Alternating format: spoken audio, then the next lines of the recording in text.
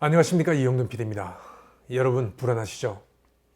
밖을 나다니기도 겁나고 마스크만 하루 종일 쓰고 다니기도 그렇고, 게다가 벗을 때 마스크 밖을 잘못 만지면 감염이 될 수 있다고도 합니다.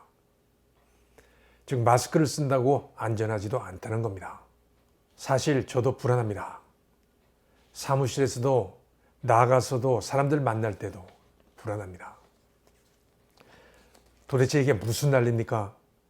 장사 안 되고 기업들 다 문 닫는다고 하고 주식시장 폭락하고, 친구 하나가 업무 때문에 출국하느라 인천공항을 갔는데 찍어 보내준 사진을 보니까 세상에 인천공항이 이런 적이 없었습니다. 출국장에 사람이 없습니다. 항공업, 관광업, 수출기업, 내수기업, 잘 되는 곳은 온라인 마케팅 회사뿐인데, 그것도 택배 상자에 바이러스가 묻어올까봐 택배를 안 받는 사람도 있다고 합니다. 난리도 이런 난리가 없습니다. 우리 의사협회는 중국 사람들 입국을 전면 금지해야 한다고 주장을 하고 있는데, 어느새 중국이 우리나라 사람들 입국을 제한하려고 한다는 기가 막힌 소리가 들립니다. 이스라엘은 단기 체류하는 한국인 1,400여 명을 자기 돈 들여서 전세기로 한국으로 강제 출국시키고 있습니다.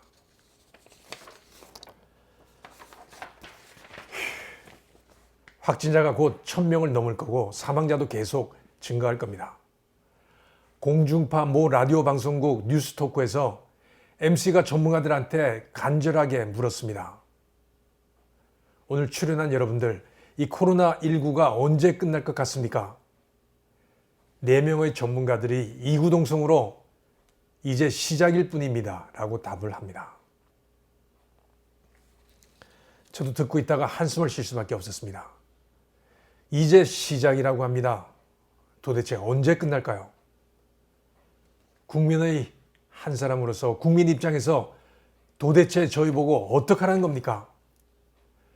나가면 감염 위험이 있으니 사람 모이는 곳에는 가지 말랍니다. 그리고 자영업자 다 죽으니 경제를 생각하라고 말합니다. 이제는 소변과 대변을 통해서도 옮을 수 있다고 하네요. 그럼 어디서 놓아야 합니까? 이제 요강을 사용해서 놓아야 하나요? 대변기를 통해서 위층으로 공기를 통해 균이 옮겨올 수 있다고 합니다. 이제 에어로졸, 즉 공기를 통해서 감염이 될 수도 있다는 겁니다. 바깥 나들이를 하지 말아야 할까요? 마스크도 KF94, 즉 의료용을 써야 하나요? 더 황당한 건 확진 후 완치가 된 이후에도 다시 감염이 돼서 확진을 받는 케이스도 나왔다고 합니다. 도대체 이게 뭡니까? 사스 코로나 바이러스 2는 항체도 안 생기나요? 감염이 되면 호흡기 관련 기저질환자 등이 더 위험하다고 했습니다. 그러나 최근에 중국 CDC가 조사한 것을 보면 심혈관 질환자들의 사망률이 가장 높았습니다. 우리나라에서 심혈관 질환은 사망 주요 3대 원인 중 하나입니다. 그만큼 우리나라에는 많은 환자들이 코로나19의 위험에 노출될 수 있다는 겁니다. 시중에 돌아다니는 대처법 다 정확하지도 않고 출처도 불분명합니다. 심지어는 뜨거운 물을 마시면 예방된다는 황당한 대처법도 있습니다. 혼란스럽습니다. 그냥 나가지도 않고 집안에만 있으면서 가족을 포함해 아무하고도 접촉하지 않으면 코로나19에 감염될 확률은 훨씬 줄어들 겁니다. 그러나 이게 현실적으로 가능할까요? 특히 감기가 들면 어떡합니까? 현재도 전국에서 4만 명 가까이가 감기를 앓고 있습니다. 감기와 코로나19와는 증상이 너무나 흡사합니다. 열이 나고 기침을 합니다. 게다가 요새는 독감도 있습니다. 감기와 독감 그리고 코로나19를 초기에 구별할 수 있는 방법은 없습니다.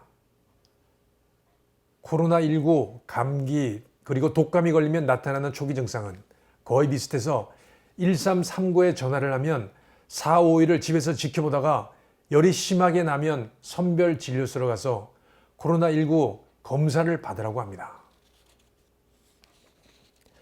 문제는 그 사람이 코로나19에 감염이 됐다면 그 며칠 사이에 가족들이나 주변 사람들을 감염시킬 수 있다는 겁니다.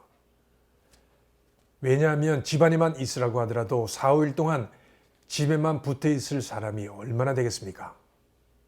직장은 안 가나요? 집안에서 같이 활동을 하고 있는 생활하는 가족은요. 또한 무증상 감염도 있다는 것이 정설입니다.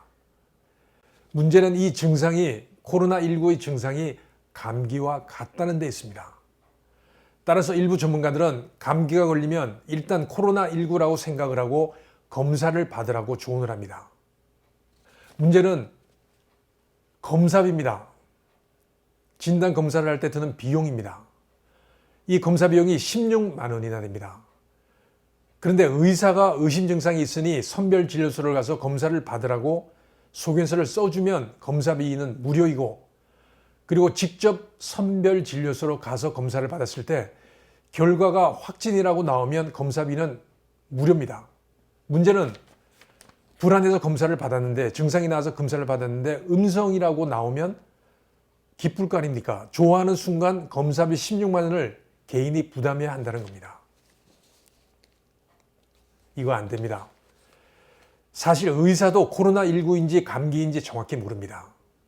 왜냐하면 열이 나고 기침이 나는 감기도 코로나 바이러스에 의해서 생기는 겁니다.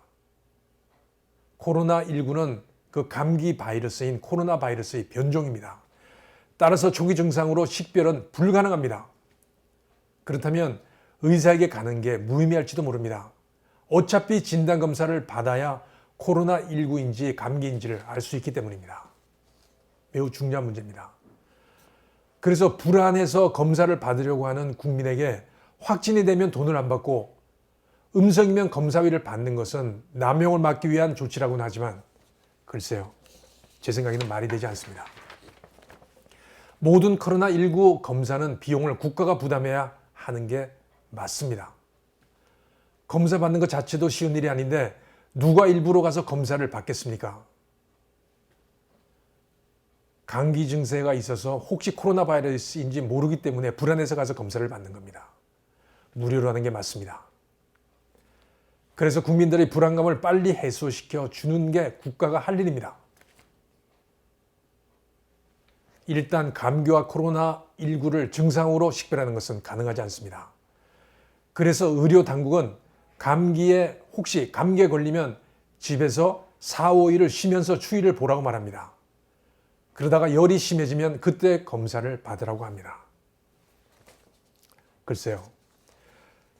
만일 그게 감기가 아니고 코로나19라고 하면 미 CDC에 의하면 감염 이틀 후부터 다른 사람에게 전염을 시킬 수 있기 때문에 가족이든지 누구이든지 감기인지 코로나19인지 모르는 이 4일 동안 과연 다른 사람으로부터 철저히 격리가 가능할까요? 우리 생활상에서 상식적으로 생각해봐도 그럴 것 같지 않습니다. 결국은 이 코로나19가 지역사회에 퍼지는 것은 어찌 보면 당연한 겁니다. 현실적으로 따져보면 말이죠. 코로나19 바이러스의 공식 명칭은 사스 코로나 바이러스 2입니다. 이 바이러스의 전략, 즉 최대한 많은 사람을 감염시킨다는 변종 코로나 바이러스의 전략은 성공하고 있는 걸지도 모릅니다.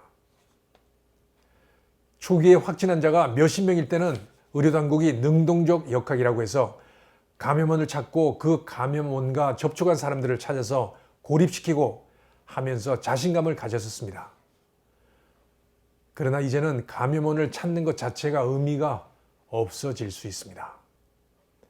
그것보다는 확진자가 몇천 명, 몇만 명으로 확산이 된다고 가정하고 경증 환자와 중증 환자들을 분리하고 치료하는 병원을 확보하는 게 더 중요해진 겁니다. 혼란스러운 정보가 판치는 이 상황에서 제가 그나마 정확한 정보를 가지고 있는 미국의 질병통제예방센터, 즉 CDC의 코로나19 예방법을 포함한 정보를 여러분께 정리해 드리겠습니다. 그나마 믿을 만한 정보입니다. 마지막으로 한마디만 더 하겠습니다.